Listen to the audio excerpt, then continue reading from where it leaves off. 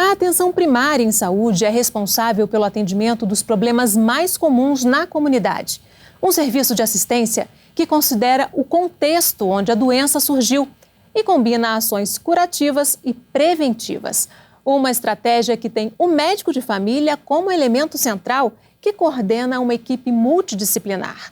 Vários países já organizam seus sistemas de saúde com base nesse modelo, com bons resultados, como Portugal, Inglaterra, Canadá, Holanda e Austrália. Uma necessidade diante do envelhecimento da população e da mudança do perfil epidemiológico, em que predominam as doenças crônicas, como o diabetes e a hipertensão. Medicina de família, esse é o tema em questão no programa de hoje.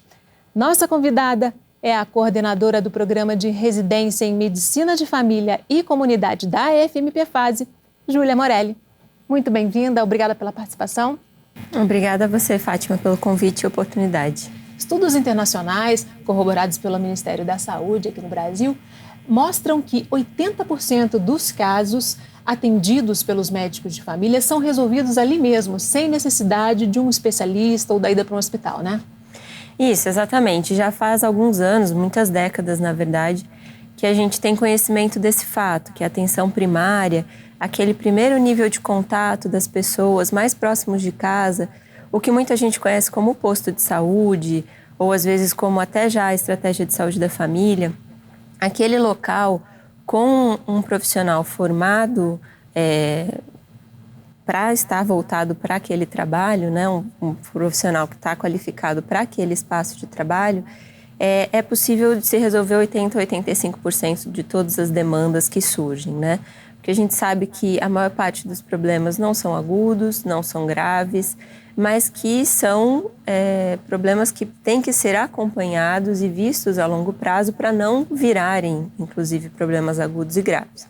Então, realmente, esse dado é um dado já bastante conhecido mundialmente. Isso gera uma consequência benéfica, que é evitar a superlotação dos hospitais, né? E os hospitais acabam ficando reservados para o que eles são de fato, para os casos agudos, para os acidentes, né?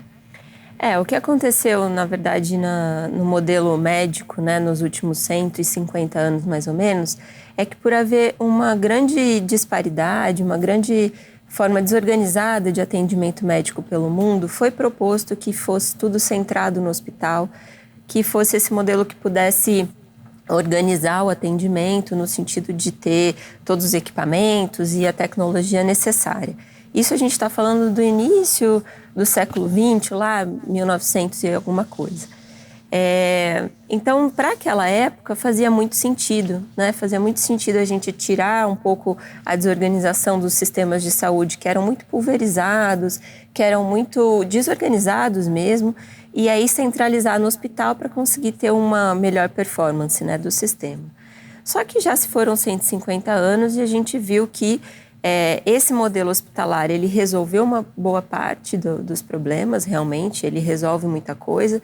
Ele principalmente resolveu os problemas que faziam com que a nossa mortalidade, né, que a nossa expectativa de vida fosse muito baixa. Então, aqueles problemas infecciosos, aqueles problemas de acidentes, por exemplo, que matavam muitas pessoas, porque a gente tinha poucos recursos. Quando a gente concentra no hospital, a gente consegue vencer isso. Mas hoje não é mais esse o desafio que está colocado. Hoje em dia a gente já tem uma expectativa de vida, inclusive no Brasil, para além de 70 anos de idade. Então, o que a gente tem são pessoas com várias doenças crônicas diferentes, doenças que não têm cura, né, em que elas vão ter que conviver com aquela doença provavelmente até o fim da vida, e saber manejar isso não é o ambiente hospitalar quem consegue resolver, realmente. Porque o hospital ele vai fazer aquele atendimento pontual, né, e essas pessoas elas precisam de acompanhamento mesmo. Exatamente, né? O hospital ele é muito bom e ele é muito capaz em resolver problemas agudos, realmente, aquela coisa de estou com dor no peito, acho que eu vou infartar, eu estou infartando, vou para o hospital, vou ver o que está acontecendo. A partir do momento em que é descartado que aquela dor no peito não é um infarto, toda a investigação, todo o acompanhamento e toda a prevenção para que aquela dor não seja um infarto no futuro não pode ser feita no hospital, não é feita com qualidade no hospital e é feita realmente na atenção primária. Então, essa mudança de modelo que já está se dando em muitos países, já se deu, na verdade, em muitos países, também está acontecendo no Brasil nas últimas décadas. Inclusive, até os planos de saúde agora estão investindo nisso, né? Isso, os planos de saúde brasileiros, né, começaram a ter contato com isso. Já no caso dos planos de saúde, tem também bastante relação com redução de custos, porque a gente sabe que procedimentos hospitalares e qualquer diagnóstico que a gente se propõe a fazer, que demande equipamentos, demande exames, a gente sabe que isso faz com que cresça o custo em saúde, né? E os planos de saúde têm que, de uma certa forma, enfrentar um problema, porque muitos anos eles mesmos, vamos dizer assim, estimularam a cultura de que a gente deve procurar diretamente o especialista. É aquela coisa de você ter um livro do plano de saúde que você abre e você escolhe. Estou com dor de cabeça, vou no neurologista. E escolhe o neurologista a partir da sua conveniência e vai.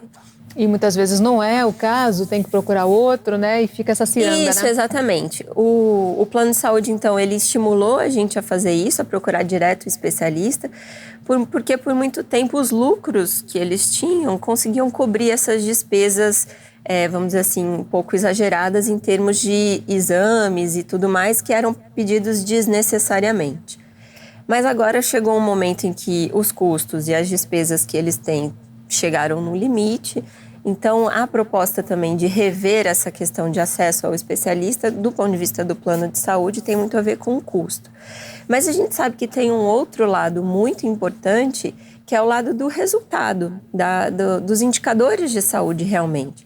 Porque quando a gente vai para um especialista, como esse exemplo do neurologista, ele é treinado para pensar nas coisas raras, ele é treinado para pensar nos diagnósticos mais difíceis. E ele geralmente vai, então, fazer pedidos de exames e prescrever pensando nessas coisas raras e difíceis de acontecer. Quando a gente vai para um médico generalista, para um médico que foi especializado em atenção primária, por exemplo, ele vai ser treinado para realmente separar o joio do trigo. E naquilo que for uma suspeita de ser alguma questão mais rara ou alguma coisa mais difícil, vamos dizer assim, ele vai conseguir fazer esses pedidos de exame.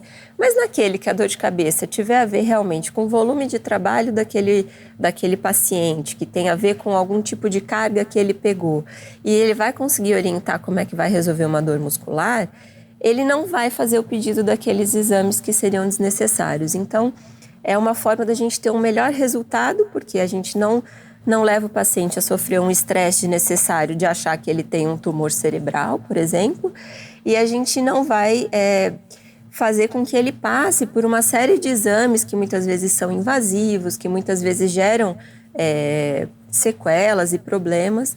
E aí a gente melhora, então, o resultado na saúde do indivíduo também, não só com relação aos custos.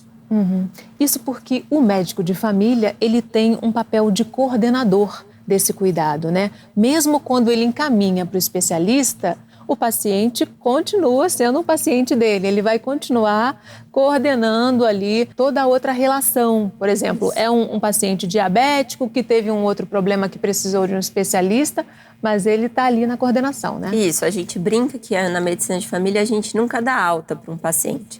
Às vezes tem situações que a gente olha e fala...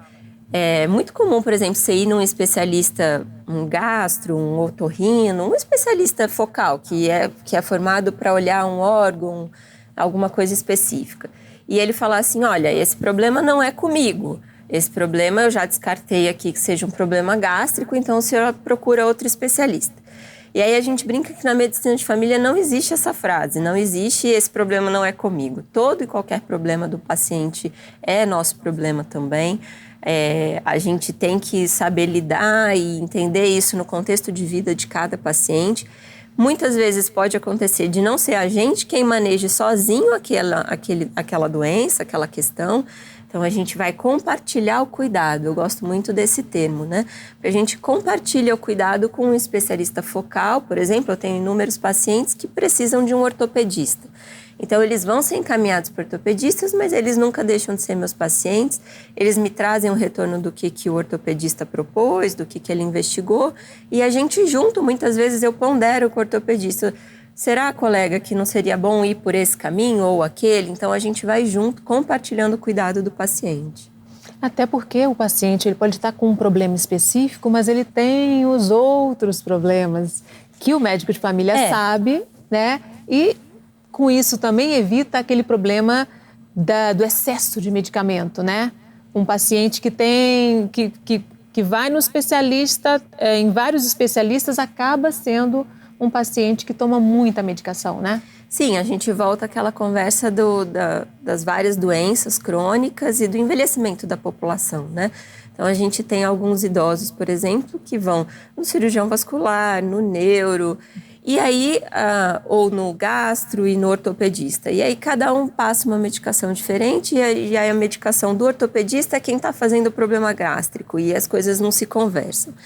Então, a gente tem um cuidado sempre de descobrir quais são todas as medicações que os pacientes estão tomando, quais são todos os tratamentos a que ele se submete e coordenar isso. Muitas vezes é mais importante, por exemplo, ele se dedicar, ou o paciente juntar a sua energia para ir atrás de um problema específico, mas que está sendo negligenciado em detrimento de outra questão que é secundária, de um problema que não seria, por exemplo, não afetaria a vida dele. Mas esse primeiro afetaria. Então, a gente precisa ajudar os pacientes a tomar decisões com relação aos seus tratamentos. O médico de família, na coordenação do cuidado, faz muito isso. Então, dialoga com os especialistas, entende o que está acontecendo como um todo na vida do paciente, nas questões de saúde, e a gente sempre vai um pouquinho para além, né? Ajudando o paciente a tomar essas decisões, muitas vezes, inclusive, incluindo a família, que é uma outra habilidade da medicina de família. Tá no nosso nome, né? Uhum. E aí, às vezes, a gente esquece que a gente também é formado, ou as pessoas acabam não se percebendo, né? De que o médico de família é formado para abordar a família como um todo. Muitas e muitas vezes, questões de saúde estão relacionadas com dinâmicas familiares, ou problemas são agravados, por exemplo, porque um idoso não recebe o tipo de suporte que ele precisa receber, então ele tem o agravamento das suas doenças por isso. E a gente é treinado, a gente tem essa habilidade também de fazer reuniões familiares, de conversar com a família como um todo, de discutir os casos para além do indivíduo, inclusive. Uhum. Você falou aí da família e também vocês também observam o contexto, né? Às vezes a questão ambiental está proporcionando algum problema para aquele paciente, né? Isso é primordial na nossa especialidade. Na verdade, também é um apontamento do sistema de saúde brasileiro, né? A gente tem no sistema de saúde brasileiro essa relação íntima das equipes de saúde da família com um território, com uma certa unidade geográfica, vamos dizer assim, que ela é responsável por aquele território. Isso faz um diferencial imenso na medicina de família, no programa brasileiro, inclusive comparado com programas europeus.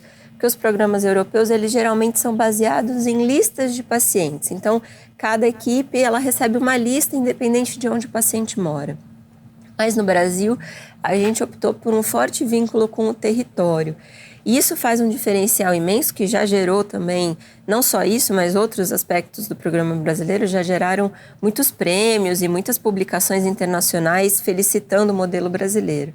Porque ao nós conhecermos o território, sabermos as condições de moradia dos pacientes, sabermos como é a dinâmica dele. Por exemplo, eu tenho consciência perfeita de qual é a dificuldade do meu paciente descer para ir até uma farmácia. Eu trabalho no posto de saúde do Boa Vista, é um pé de montanha, né? Então eu sei onde os pacientes moram lá em cima, de forma muito isolada. Eu sei que custa R$8 para eles descerem e subirem de ônibus. E muitas vezes eles não têm esses R$8. Então, a hora que a gente vai fazer uma prescrição, a gente consegue tomar decisões que sejam realmente praticáveis pelos pacientes. Eu posso decidir usar um remédio ou outro, eu sei que os dois poderiam servir, mas eu vou escolher aquele que eu sei que está acessível para o meu paciente, tanto em termos de deslocamento, quanto em termos de renda, em termos de entendimento de como utilizar. Então, quando a gente conhece a fundo a comunidade, a gente consegue tomar decisões mais vamos dizer assim, práticas e possíveis de serem levadas a cabo, né? E até uma interferência, por exemplo, se aquele paciente ele tem muito contato com o esgoto ou alguma outra questão que possa provocar danos na saúde, né? Tem orientações nesse sentido também. De forma alguma eu posso ver o território e ver a situação da comunidade sem pensar em soluções para aquilo, né?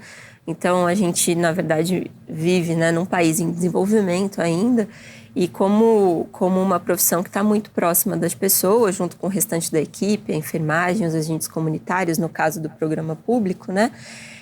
A gente tem bastante condições e ferramentas para ajudar aquela comunidade a superar alguns problemas, né?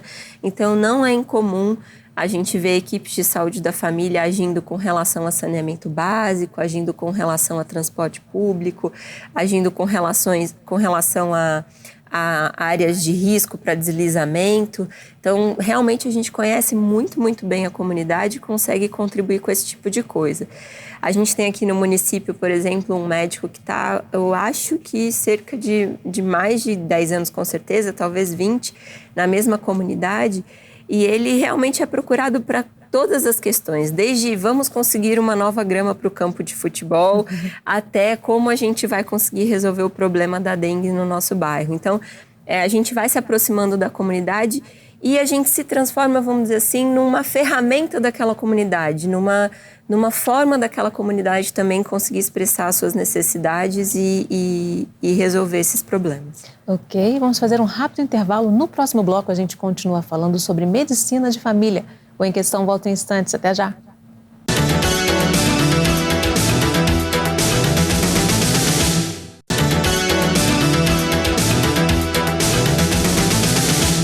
O Em Questão está de volta falando sobre medicina de família. Nossa convidada é a Júlia Morelli, coordenadora da residência em Medicina de Família e Comunidade da FMP Fase. Júlia, as pessoas ainda confundem a medicina de família com a clínica geral? Na verdade, confundem bastante. Quando a gente se apresenta como médico, a primeira coisa que vem depois é perguntar qual a sua especialidade. E aí, geralmente, quando eu falo que é medicina de família e comunidade, as pessoas fazem uma cara assim, e aí perguntam, isso é clínica geral? E, na verdade, não é clínica geral, né? A especialidade de clínica geral, ela é feita majoritariamente dentro do hospital, do ambiente hospitalar, e ela não é voltada, por exemplo, para mulheres, para crianças. Isso, existem outras formações, como pediatria e ginecologia, né? Então, quando a gente fala em medicina de família, a gente está falando de um médico especialista em atenção primária. Ele não é especialista em nenhum órgão, ele também não é especialista em nenhuma faixa etária. Ele é especialista nas pessoas, né, que estão sob o seu cuidado e nos problemas mais comuns que acontecem com elas. Então, a gente atende desde o recém-nascido. Aliás, uma das partes mais deliciosas da medicina de família é justamente fazer... Eu não sei como é que os pediatras e os GOs conseguem, na verdade. Como é que eles conseguem acompanhar uma gestação e, na hora do parto, dar adeus para aquela pessoa, porque deixa de ser uma questão obstétrica e vai para o pediatra. E uma das coisas mais gostosas é isso, é você acompanhar uma gestação e aí, quando a criança nascer, você acompanhar aquela criança no primeiro ano de vida. Então, a gente faz isso, a gente segue todo o crescimento daquela criança até a adolescência, as questões ginecológicas, as questões da adolescência, os adultos, né? A gente atende, que geralmente esse é o foco da clínica geral, é o adulto, seja homem ou mulher, mas com questões que não sejam próprias do seu sexo, né? Não é ginecologia nem urologia. Então, é isso que fica com a clínica geral, mas a gente acaba abarcando todas as questões mesmo. É do bebê ao vovô.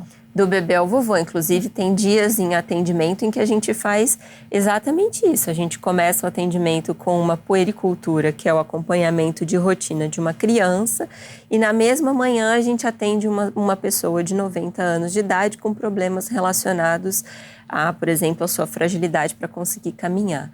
Então, a gente é uma especialidade para aquelas pessoas que não gostam de monotonia, que não gostam de atender sempre a mesma coisa, que gostam de ter a sua rotina bastante diversificada. A gente atende muitas questões de saúde mental também, então, porque a gente sabe que sofrimentos e depressão são doenças muito prevalentes. Seria inconcebível a gente dizer que todos os quadros depressivos precisam de psiquiatras, a gente não teria psiquiatra suficiente no mundo nunca. Então, a gente também absorve bastante essas questões dos quadros depressivos e dos sofrimentos, das ansiedades. Então, é uma especialidade muito, muito diversificada. Isso, na verdade, exige uma preparação mais ampla e mais aprofundada, né? Ao contrário do que as pessoas costumam pensar, né? Que o médico de família, exige menos preparo. Pelo contrário, né? Sim, exatamente. Na verdade, quando a gente pega uma especialidade muito focal, né, que vai prescrever, por exemplo, uma gama de mais ou menos 50 medicamentos diferentes, uma especialidade bastante focal. Se a gente pensar que tem muitas especialidades que também estão se subdividindo, então você tem o oftalmologista da retina, o oftalmologista da córnea, o oftalmologista da pálpebra. Então, eles vão ter uma gama de procedimentos e uma gama de doenças que eles vão ver que tem uma restrição grande, né? E apesar disso, são muito necessários, com certeza, a gente precisa disso. Mas quando a gente pensa na medicina de família, em que a gente vai, então, poder lidar com qualquer situação que surge, é realmente uma demanda muito grande de estudo, de atualização, de formação. É, com certeza, uma das especialidades que mais demanda você estar em constante estudo, porque as mudanças e os protocolos, eles estão sempre sendo atualizados, né? Então, a gente precisa estar sempre próximo dessa questão do estudo, né? Não deixar de fazer isso e ter uma formação muito sólida, né? Porque as bases dessa formação, é claro que muitos currículos na graduação já estão trabalhando muito a questão da atenção primária, já estão mostrando ao estudante de graduação o que é essa realidade. Mas quando a gente vai se tornar realmente o especialista em medicina de família e comunidade, é necessário você ter uma formação mais sólida, principalmente através da residência médica, que é o padrão ouro, né, que a gente chama, ou seja, é a forma mais completa de se formar numa especialidade, né? Então, realmente, essa formação ela tem que ser bastante dedicada, a gente tem currículos, né, de formação de residência bastante interessantes, mas ainda temos uma realidade no Brasil, não sei nem se essa seria uma pergunta sua, temos uma realidade no Brasil em que a gente tem uma residência de 2 anos para medicina de família. Eu reconheço, até como coordenadora do programa de residência, que a nossa necessidade seria de mais tempo, 3 anos no mínimo. Mas, ao mesmo tempo, a gente também vê a necessidade do Brasil de ter mais médicos de família. Então, fica uma balança difícil de colocar em equilíbrio, porque a gente tem muitos poucos médicos de família. Então, se do dia para a noite eu digo que a especialização agora, né, que a nossa residência passa a ser 3 anos, eu vou demorar mais tempo ainda para conseguir formar os médicos que o Brasil precisa. Então, por enquanto, a gente ainda forma em 2 anos num esforço bastante intensivo de prover essa formação com qualidade, mas eu acredito fortemente que num futuro, quando a gente tiver um número maior de médicos de família, essa formação vai se estender por mais tempo. E eu tenho esses números, né? O Brasil tem 5.570 municípios e 5.438 médicos de família e comunidade, ou seja, menos de um médico por município. Sim. Há uma carência enorme de médicos de família no Brasil, né? Sim, é completamente insuficiente o número de pessoas que a gente já tem com a especialidade, né? A gente tem muitos médicos que são formados na graduação sem especialização, atuando como médicos de família. E esses médicos, após algum tempo de prática, junto com um curso de especialização, podem se titular como médicos de família também. Mas, na realidade, o que é preconizado, vamos dizer assim, o que a gente acha que é um número adequado, seria a gente ter um médico de família para cada 2.000, 2.500 pessoas.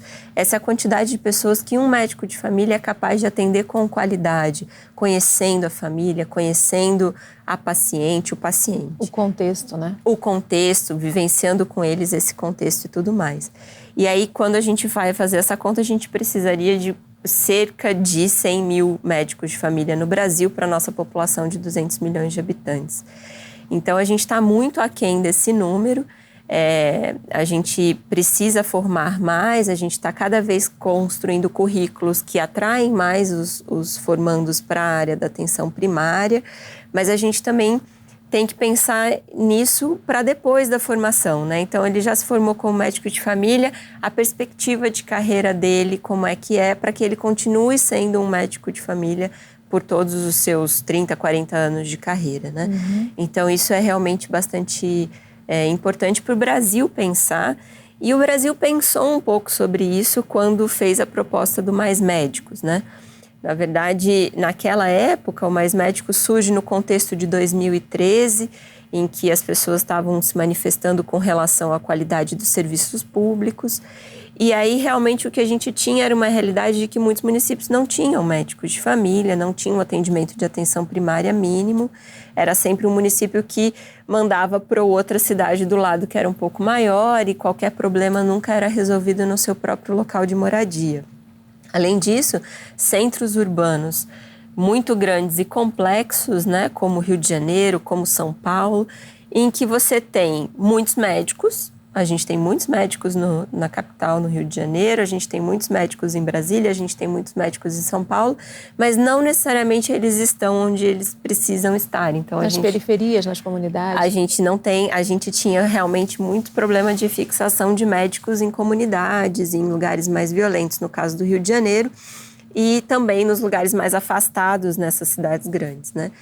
Então, o Brasil, né, pensou um pouco na resposta a isso através do programa Mais Médicos, que visualizou que era necessário um investimento federal, ou seja, a gente não poderia mais depender só do município para prover esse serviço médico, assistência médica. A gente tentou isso por quase 30 anos, né, desde a criação do SUS, quando a gente municipalizou a atenção à saúde. E a gente viu que em muitos lugares, esses que a gente já citou, isso não foi possível de se resolver. Então, foi um reconhecimento de que era necessário um investimento federal para que isso pudesse ser resolvido. E, ao mesmo tempo, o Mais Médicos, ele não centrou só no provimento, que a gente chama, do médico ali naquele local. Ele também tinha uma questão do currículo, de ser incluído nos currículos de graduação, e uma questão importante com relação à formação dos médicos de família no futuro. Então, ela foi aprovada em lei, na verdade, em que a gente todos os médicos formados tivessem a residência de medicina de família como obrigatória. E que depois da residência de medicina de família, eles pudessem, então, escolher uma especialidade, mas numa aposta de que uma boa parte continuaria como médico de família. A própria Sociedade Brasileira de Medicina de Família não concorda com esse modelo. A gente concorda mais com o modelo europeu, por exemplo, em que 40% das vagas de residência de medicina de família sejam destinadas, das vagas de residência médica no geral, sejam destinados para medicina de família e o restante das vagas para as outras especialidades, que é mais ou menos essa proporção da necessidade de médicos generalistas e especialistas que um país precisa, né? Então, o Mais Médicos tocou nisso também, mas não foi levado a cabo e agora a gente precisa aguardar os desdobramentos do 2019 para descobrir como é que vai ser. Você falou aí dos 40%, né? Na Europa, 40% das vagas são para médicos de família, né? Aqui no Brasil, a gente tem menos de 2% dos estudantes optando pela residência de medicina de família, né? No Brasil, ela é uma residência relativamente nova, né? A gente tem uma regulamentação a partir da década de 80 como especialidade. Se a gente pensar que a Inglaterra e os países nórdicos, por exemplo, investem em medicina de família desde o pós-Segunda Guerra Mundial, então, desde a década de 50, muito firmemente investindo em medicina de família, a gente só foi atentar para isso na década de 80. Isso tem a ver também com essa questão dos custos em saúde, porque a gente sabe que tem uma série de interesses envolvidos nessa questão também, mas de toda forma a gente já atentou para isso, a gente começou a desenvolver a especialidade de forma bastante forte nessas últimas décadas, tanto que se a gente for ver, é a especialidade que mais cresce, apesar de ainda ser pequena, é a especialidade médica que mais cresce, né?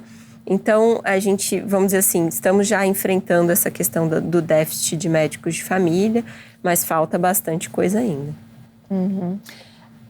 Aqui ainda não é obrigatória a residência. né? Na Europa é obrigatória a residência. Você acha que esse é um caminho? A obrigatoriedade, ela ajudaria a mudar esse quadro? Pois é. A lei do Mais Médicos, que se fosse implantada, tornaria a residência médica obrigatória para todos os formandos, ela não foi colocada em prática, né? Essa parte da lei não foi colocada em prática. Eu acredito que sim, a gente já vive num momento em que a gente tem bastante consciência por uma série de estudos nacionais e internacionais que a graduação ela não é conclusiva da formação do médico. 6 anos de formação não são suficientes, né? Isso já está bem colocado pelos estudos de educação médica. A gente precisa de uma pós-graduação. Então, eu entendo que sim, a gente precisa ter a residência médica obrigatória e concordo com a Sociedade de Medicina de Família quando coloca que 40% das vagas dessa residência médica obrigatória deveriam ser destinadas à medicina de família para a gente conseguir superar esse gap, né, esse déficit que a gente tem de médicos de família no país. Ok, vamos fazer mais um rápido intervalo. No próximo bloco a gente continua falando sobre medicina de família. O Em Questão volta em instantes. Até já!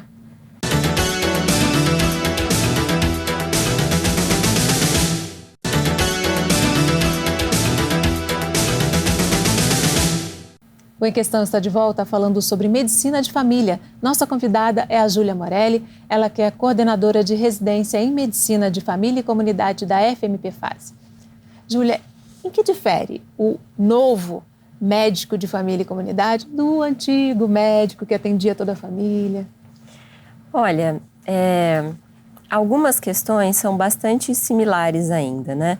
Então, o antigo médico de família, ele tinha um olhar sobre aquele indivíduo e conseguia ver a pessoa para além da doença. Isso é alguma coisa que a gente nunca vai abandonar na medicina de família, né? Mas a realidade hoje é que a gente vive com um desenvolvimento tecnológico muito grande, com diversos desafios novos em termos de doenças e de multidoenças numa só pessoa. Então, o novo médico de família, ele tem que estar preparado para lidar com essa tecnologia também, lidar com esses novos desafios, né?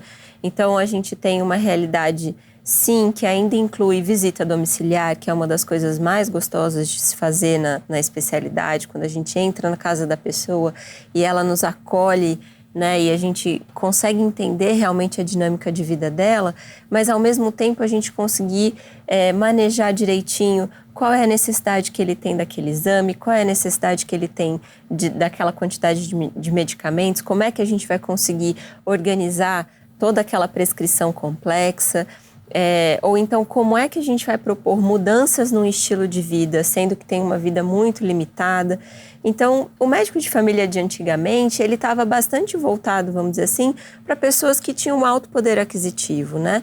Então, a gente ainda não era uma especialidade ou uma prática comum entre pessoas pobres, realmente. E o médico de família de hoje, ele é chamado, a gente é realmente chamado e convocado a estar nessa posição de estar perto da população mais carente, né? E aí também são outros desafios, são desafios que têm relação com realmente como lidar com a saúde, quando a gente sabe que muitos dos determinantes da saúde estão realmente na pobreza, na renda, na baixa qualidade da alimentação. Então, como é que a gente pode promover saúde, prevenir doenças nesse cenário? Então, são desafios diferentes para os médicos de família de hoje, mas com certeza um núcleo continua sendo muito comum entre o de antigamente e o de hoje, que é o olhar para a pessoa, para o indivíduo, não para a doença. Como é que é a formação do médico de família e comunidade hoje? E como é que é o dia a dia desse residente? Então, aqui na nossa residência da Faculdade de Medicina de Petrópolis, a gente tem um primeiro ano da residência de Medicina de Família voltado para o fortalecimento em algumas áreas que são bastante específicas, mas que vão ser necessárias para essa atuação geral. Então, o residente, ele passa pelos ambulatórios de GO, né, que é ginecologia e obstetrícia, de pediatria, de doenças infecto-parasitárias e também de saúde mental, né, que, como eu já mencionei, são áreas que são bastante intensas em atendimentos para medicina de família. Junto com isso, no primeiro ano ainda, ele vai se aproximar da comunidade onde ele vai fazer o seu segundo ano de formação. Então, alguns turnos por semana, ele já permanece na estratégia de saúde da família, na equipe, onde ele vai fazer o segundo ano intensivo. Um outro aspecto importante é que quando ele retorna para essas especialidades focais para fazer o primeiro ano, os estágios do primeiro ano, ele faz isso voltado para os atendimentos ambulatoriais, porque isso é uma questão muito importante na medicina de família. Nós somos uma especialidade clínica e ambulatorial, ou seja, de consultas. A gente precisa saber consultar as pessoas. Precisa ter uma habilidade muito grande de comunicação com o paciente para conseguir entender. E muitas vezes essa é uma arte muito difícil de desenvolver, porque a gente tem, às vezes, 5 minutos, 8 minutos para descobrir o que um paciente tem e o melhor caminho para ele seguir. Se a gente for pensar, isso também é muito complexo e difícil, talvez bastante complexo e difícil, como uma cirurgia, por exemplo, no hospital. Pensar que a gente tem um tempo curto para entender um paciente. Então, esse primeiro ano é voltado para os atendimentos ambulatoriais e para a aproximação daquela equipe onde ele vai se aprofundar no segundo ano. E aí, a partir do segundo ano, vai ficar com a carga horária totalmente voltada para a estratégia de saúde da família, atuando num território, se aproximando dos pacientes, criando o vínculo, que são as outras habilidades necessárias para o médico de família. Além disso, na formação há um eixo teórico, né, com aulas teóricas. Toda residência pode e deve ter um eixo teórico que norteia os estudos dos residentes, né? Então, a gente tem um eixo teórico. E a gente tem a possibilidade de desenvolver estágios, desenvolver uma monografia de conclusão de residência, o que faz também o residente se aproximar da produção científica. Então, a gente tenta fazer uma residência bastante completa e ampla, mesmo nos nossos exíguos 2 anos. Uhum. E qual é o perfil ideal desse profissional que vai seguir a medicina de família e comunidade? Eu acho que a gente tem claro que é uma pessoa que não pode se irritar ou ficar bastante nervoso com relação a casos muito diversos, muito diferentes, situações inesperadas, porque realmente a medicina de família é feita de situações inesperadas, né? Quando o paciente entra no consultório, a gente pode estar achando que aquele é só um hipertenso diabético que a gente conhece há tanto tempo, mas aí surgem coisas novas, questões diferentes. E tudo nos é importante, por isso que a gente já mencionou, né, que nada não é do médico de família. Então tem que ser uma pessoa que realmente consegue lidar com coisas distintas. Também uma pessoa que goste de trabalhar fora do hospital, porque esse é o nosso ambiente, é uma pessoa que possa se sentir à vontade, né, de frequentar espaços diferentes do hospital. Então, muitas vezes, a pessoa que faz a graduação de medicina, né, fica bastante confortável no hospital, mas quando sai do hospital fica um pouco desconfortável. Então, tem que ponderar isso, porque realmente a nossa especialidade é uma especialidade de ambulatório, né, de contato com o paciente em consulta. A gente precisa gostar de ouvir histórias. As histórias são muito importantes, então a gente precisa saber ouvir muito, muito, muito mais do que falar, né? Então essa é uma habilidade. Mas é claro que o residente ou a pessoa que quer se candidatar para a residência de medicina de família não precisa já ter isso pronto. Ela precisa ter a vontade de desenvolver essas habilidades, né? E aí, ao longo da residência, a gente vai trabalhar isso: comunicação com o paciente, saber ouvir, como fazer uma entrevista. E aí, ele vai desenvolvendo habilidades. Ninguém precisa chegar para prestar residência falando: então eu já tenho essas qualidades, então eu vou fazer residência. Não precisa ser assim. A gente tem que se empenhar na formação. Como é que tem sido a procura, a receptividade dos alunos em relação à residência? Então, a gente tem uma situação dúbia com relação à residência de medicina de família, que envolve inclusive o Mais Médicos, no sentido de que ele remunera o recém-formado num valor muito maior do que a bolsa de residência de medicina de família ou de qualquer outra bolsa de residência médica.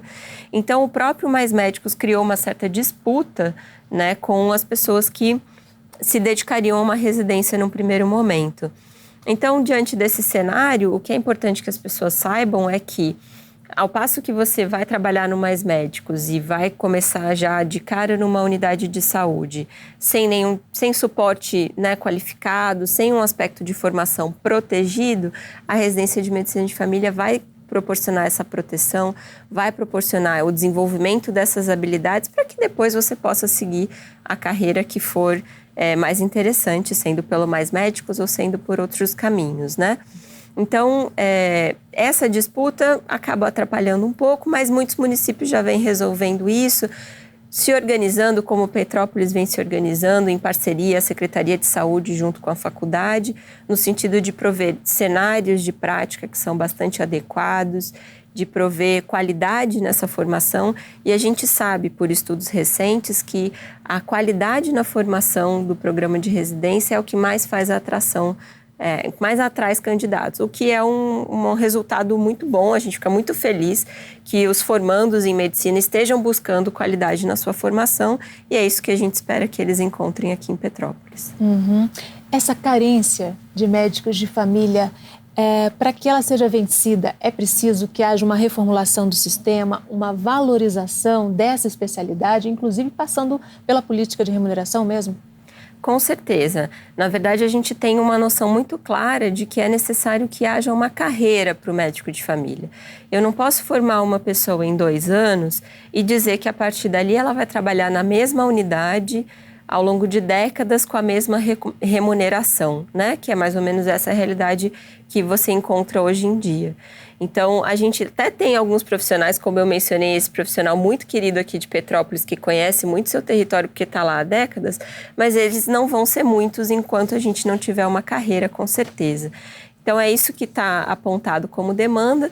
E o que está se abrindo também hoje dentro do Brasil é a questão dos planos privados que estão, vamos dizer assim, recrutando médicos de família, no sentido de dos médicos de família poderem conceder algum tipo de ordenação para o atendimento, mesmo dentro do plano, né? A gente já falou dessa questão da coordenação do cuidado. Então, os médicos de família estão sendo valorizados no setor privado. Eles já foram valorizados no setor público, né?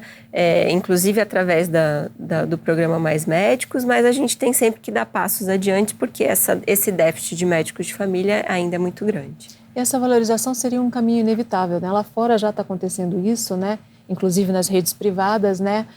O atendimento centralizado no médico de família e aí sim distribuído quando é necessário para o especialista, né? Sim, diante da organização da medicina mundialmente, a forma como ela se dá, os avanços tecnológicos que a gente já teve, os avanços de terapêuticas que a gente já teve, a gente encontrou um limite agora, né? Então, a gente avançou muito na expectativa de vida, na qualidade de vida, mas encontramos um limite. A gente só vai superar esse limite a partir do momento em que a gente conseguir entender os determinantes sociais de saúde e entender como é que a medicina vai conseguir relacionar esses determinantes com a pessoa, com o indivíduo. E quem é a especialidade que faz isso não tem jeito, é a medicina de família e comunidade, então não tem como fugir dela no futuro. Isso passa então por uma mudança de lógica no sistema de saúde, né? Dessa lógica hoje centrada na doença, né? Passa a ser uma lógica centrada na prevenção também. Isso. Né? A prevenção, o cuidado centrado no paciente, no sentido das decisões que ele toma. Não são decisões mais... Os pacientes não estão de frente com decisões simples como toma ou não antibiótico. Eles estão de frente com decisões muito mais complexas sobre como é que ele vai lidar com uma doença crônica, às vezes com uma doença que não tem cura e é fatal, como um câncer. Então, por exemplo, uma das especialidades do médico de família é os cuidados paliativos, que a gente vê como muito necessário no mundo de hoje. Então, essa questão de centrar no paciente realmente é essencial. Uhum. E o modelo de remuneração, que hoje também é muito em cima do procedimento, né? O procedimento é muito mais valorizado do que a consulta, né? Na rede privada. Isso. A rede privada e a rede pública ainda tem algumas distorções também. E isso faz com que realmente a gente perca o foco na prevenção, porque a gente sabe que a remuneração, ela puxa muitas vezes as atitudes, né? Então, a gente realmente precisa repensar e a proposta dos planos de saúde, a princípio, é a remuneração do médico de família independente dos procedimentos, então ele ganha um salário que vai cumprindo metas de atendimento à saúde, assim como, por exemplo, é a saúde pública do Rio de Janeiro, na capital, né?